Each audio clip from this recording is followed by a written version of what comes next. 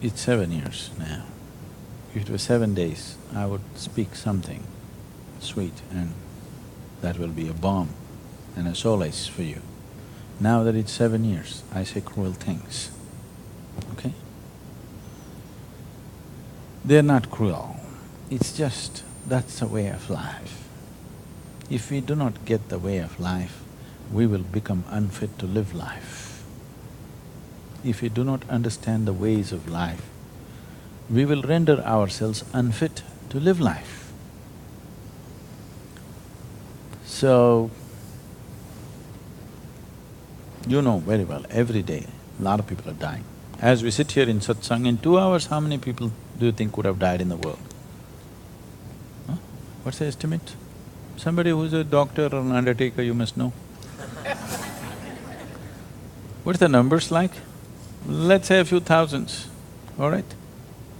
I don't know, it could be more than that, isn't it? In 24 hours, I think a few million people are dying, yes? Couple of million at least must be dying. In 2 hours, a few 100,000 are dying. And every one of them who die will be dear to somebody, yes?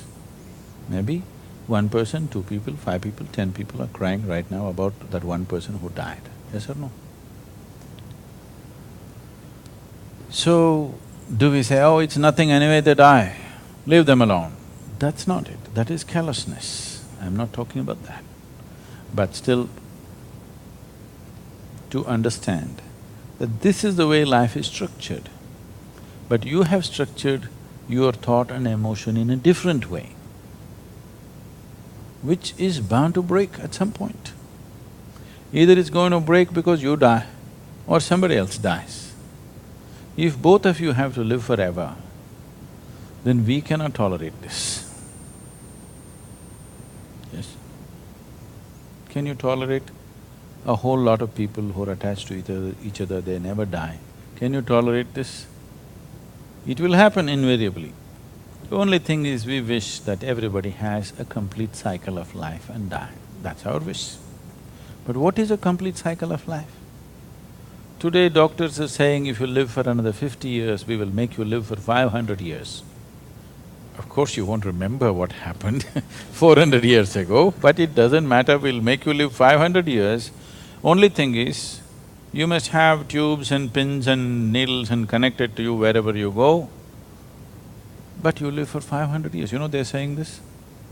Some of the doctors are saying, now they can manufacture extra spare liver, spare kidney, spare heart with stem cells and keep it ready for you if you have the money. Even now it can be done. Only thing is like yesterday or day before I was talking to a doctor who's very involved in this, he said, see, we can grow a spare liver for you right now, but only thing is we cannot fully control that. It is possible that your liver have teeth. How is it your liver biting you from inside? Really, this is exactly what he said, that your liver may develop teeth, actually dentures, because in the stem cells, we cannot control that. Your heart may happen, but it may have a nose and it wants to breathe, not only just beat. Then you have to open up a small hole for it to breathe. Like this, I'm saying you can stretch it. But nobody is talking about never dying, okay? Instead of 50 years, we said 100. Instead of 100, we said 160 with yoga. Now they're saying 500 we will do with spare kidney, spare heart, spare liver, everything done. Even if you live for 500, will you die gracefully, I'm asking? Even at 500, the same struggle will go on, isn't it? Postponement, and much more struggle will happen along the way. So many surgeries of transplant. It's a good business model, but it is not a way to live. So we wish that everybody gets to live their natural lifespan. But what is natural is not for you and me to decide, isn't it? for whatever reason. When life is here, we do everything possible to preserve it and nurture it. But for whatever reason, either because of an ailment or a car crash or a bullet or a hangman's noose, which way life left the body, it doesn't matter. For whatever reason, the moment it leaves the body, you respect the decision of that life, that it chooses to leave the physical, always. If you do not respect that, you have not understood the fundamentals of how life happens. And anyway, this is not even about life. This is about having lost what is yours. Somebody lost a home. They're crying about it for 7 years. Somebody lost $1 million, they're crying about it for 14 years. Yes or no? Yes or no? So the question is not about your brother, the question is not about another life, the crying is not about life at all. The crying is about what you possessed has been lost. So this is what I was telling him. The child is still 4 years.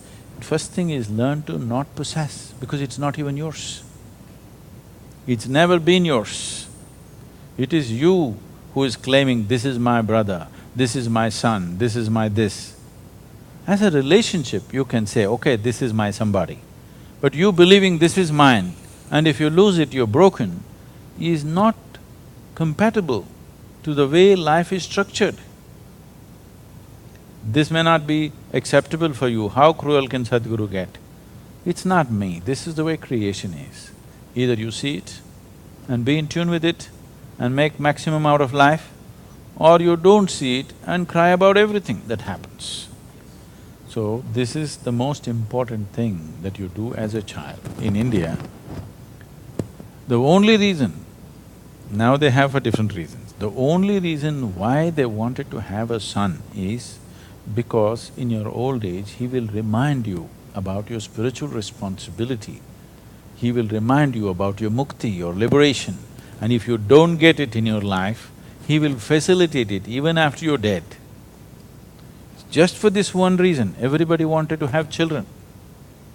So, I'm saying that is your fundamental duty to one who delivered you, who brought you to life, to remind her about the nature of life and tell her what is the most important thing.